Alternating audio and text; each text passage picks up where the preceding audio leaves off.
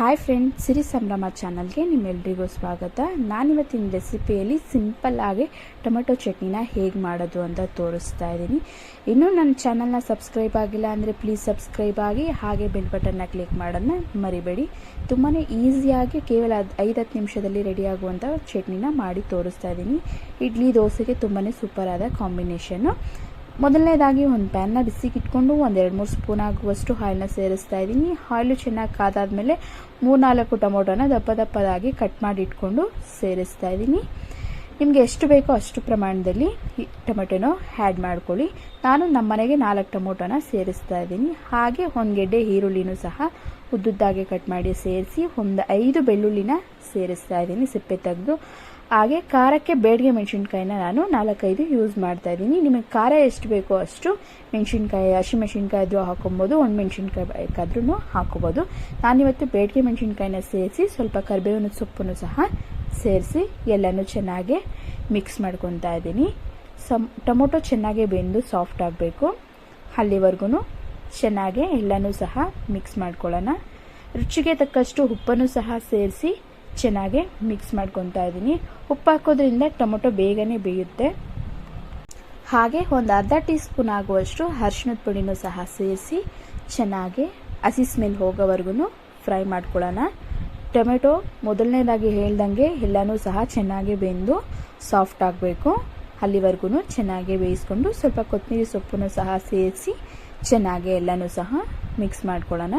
ನೋಡಿ, ಈ ರೀತಿಯಾಗಿ ಟೊಮೊಟೊ ಚೆನ್ನಾಗೆಲ್ಲನೂ ಬೆಂದು ಮಿಕ್ಸ್ ಆಗಬೇಕು. ನೆಕ್ಸ್ಟು ನಾನು ಇದನ್ನು ತಣ್ಣಗಾದ್ಮೇಲೆ ಒಂದು ಮಿಕ್ಸಿ ಜಾರ್ಗೆ ಹಾಕ್ಕೊಂಡು ನುಣ್ಣಗೆ ರುಬ್ಕೊತಾ ಇದ್ದೀನಿ. ನೆಕ್ಸ್ಟು ಅದೇ ಪ್ಯಾನ್ನ ಇಟ್ಕೊಂಡು ಒಂದು 2-3 ಸ್ಪೂನ್ ಆಗುವಷ್ಟು ಆಯಿಲ್ನ ಸೇರಿಸ್ತಾ ಇದ್ದೀನಿ. ಆಯಿಲು ಸ್ವಲ್ಪ ಚೆನ್ನಾಗಿ ಕಾದಾದ್ಮೇಲೆ ಒಂದು ಅರ್ಧ ಟೀ ಸ್ಪೂನ್ ಆಗುವಷ್ಟು ಸಾಸಿವೆ, ಹಾಗೆ ಒಂದು 3 ಜಜ್ಜಿಟ್ಕೊಂಡಿರುವಂತಹ ಬೆಳ್ಳುಳ್ಳಿನ ಸಹ ಸೇರಿಸಿ ಸ್ವಲ್ಪ ಕರಿಬೇವು ಸೊಪ್ಪನ್ನು ಸಹ ಒಗ್ಗರಣೆಗೆ ಸೇರಿಸ್ತಾ ಇದ್ದೀನಿ. ರುಬ್ಬಿಟ್ಕೊಂಡಿರುವಂತಹ ಟೊಮೊಟೊ ಮಿಶ್ರಣನೂ ಸಹ ಸೇರಿಸಿ ಚೆನ್ನಾಗಿ ಮಿಕ್ಸ್ ಮಾಡ್ಕೊತಾ ಇದ್ದೀನಿ. ನೀರು ಹಾಕ್ಕೊಳ್ಳೋದಕ್ಕೆ ಹೋಗಬೇಡಿ, ಅದರಲ್ಲೇ ಟೊಮೊಟೊಲ್ಲೇ ನೀರಿರುತ್ತಲ್ವ, ನೀರು ಹಾಕೋದಕ್ಕೆ ಹೋಗಬೇಡಿ.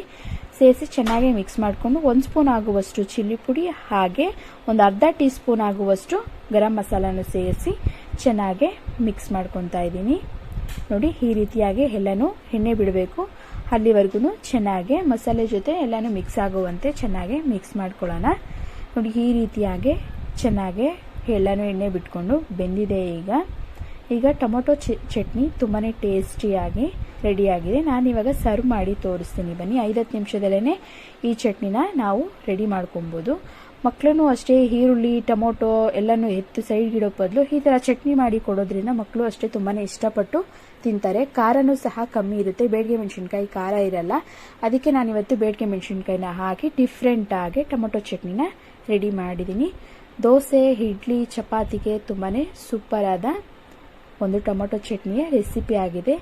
ನೀವು ಒಮ್ಮೆ ಟ್ರೈ ಮಾಡಿ, ತುಂಬಾ ಟೇಸ್ಟಿಯಾಗಿ ಬರುತ್ತೆ ಡಿಫ್ರೆಂಟಾಗಿ. ನೋಡಿ, ನಾನಿವಾಗ ದೋಸೆಗೆ ತೋರಿಸ್ತಾ ಇದ್ದೀನಿ ಟೊಮೊಟೊ ಚಟ್ನಿನ. ನೋಡಿ, ಈ ರೀತಿಯಾಗಿ ಸೂಪರ್ ಆಗಿ ಟೊಮೊಟೊ ಚಟ್ನಿ ರೆಡಿಯಾಗಿದೆ. ಇನ್ನಷ್ಟು ವಿಡಿಯೋಗಳಿಗಾಗಿ ನನ್ನ ಚಾನಲ್ನ ಸಬ್ಸ್ಕ್ರೈಬ್ ಆಗಿಲ್ಲ ಅಂದರೆ ಪ್ಲೀಸ್ ಸಬ್ಸ್ಕ್ರೈಬ್ ಆಗಿ, ಬೆಲ್ ಬಟನ್ನ